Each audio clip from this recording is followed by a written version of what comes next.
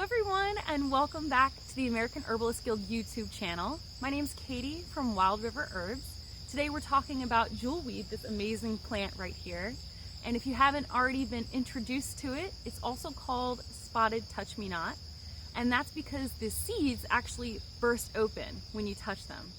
This is a really fun plant to teach kids about because when they come up to the seeds and touch them, they explode, and it's really exciting for them to learn about the seeds. This wild and medicinal plant can usually be found near water in the late summer. It will flower into these orange, beautiful flowers, and you can find it growing in patches like this.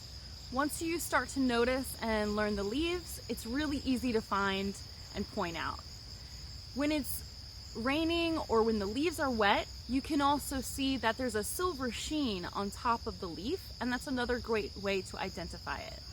My intention is to harvest some of this plant to create a really great salve, but I wanted to wait. I'll come back maybe in a week or two when the seeds have come out, so that way I give this plant the best chance it has of reproducing and producing more for next year. As I said, this plant is a really great ally. It's a super great plant to have as your friend because it always has your back. When you're in trouble and you have poison ivy, this plant is an amazing remedy. It's truly wonderful to be able to seek it out when you're in such dire need. Over the years, I've gotten poison ivy quite a few times, and this is one of the best remedies I've ever found, along with any other over-the-counter remedy that's provided at pharmaceutical, grocery stores, anything like that. So this is a really great plant to know, not only for camping or hiking, but it's just a good plant for us to teach others about because of how medicinal and wonderful of a remedy it is. Quite a few years ago, I got poison ivy all up my arm and especially in the corner of my eye. This was extremely uncomfortable and painful, and as you can imagine, it was difficult for me to find a remedy at any kind of drugstore because I was worried about putting chemicals in my eye. So I sought out this plant, took a few leaves, stems, and broke them up into a cup with a little bit of water. I took that jewelweed water and put it in the corner of my eye, and it immediately relieved any discomfort and healed it very quickly. It was amazing. I was so happy to find this remedy, and it helped me so much. This plant is actually really watery and juicy, so unlike plantain or other herbs and plants that you might have to chew up, this one has a lot of water in it. So really you just need to break up the plant and then you can put it on your skin. This is a wild and native plant. It's also so important for pollinators. You might be able to see some pollinators flying by. It's got so many flowers, and all of the bees and insects in the area are really enjoying all of its food sources. This plant is taller, but it definitely doesn't grow above about 4 to 5 feet high.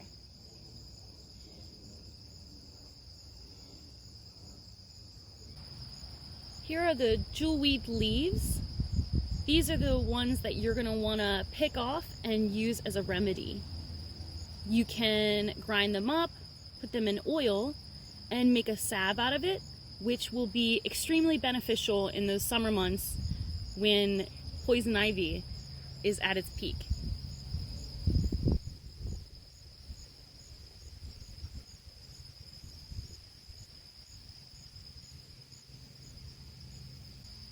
Because there's also some healing benefits in the stems, I like to use those as well when I'm putting them in an oil or making any type of remedy. This plant has alternating leaves and a round stem. It's a little bit red in between, and at the nodes, it's going to be slightly green. You can also tell it apart from any other plant in the summer because of the flowers. But definitely get to know the leaves as well. You can still get poison ivy even on the early months of summer and spring, And during those months, jewelweed isn't flowering, so it's still great to know the exact leaves and how to identify them. When you're trying to identify the plant, make sure to look out for these spotted orange flowers. I've only seen jewelweed really flower in this type of color, but I'm wondering if there are other varieties with different types of flowers. I definitely suggest you take some time to seek out this plant, and when you find it, get to know it. It's such a great friend to have, and I hope you all really take advantage of any of the healing benefits it has when you do suffer from poison ivy. Thank you all so much for watching. I hope you enjoyed this video. You can find me at Wild River Herbs on Instagram and Facebook. Any of those links will be down below. Please like, comment, and subscribe. I'd love to reply back to any of your comments in the video, and I hope to see you soon in the next one. Thank you so much. Bye.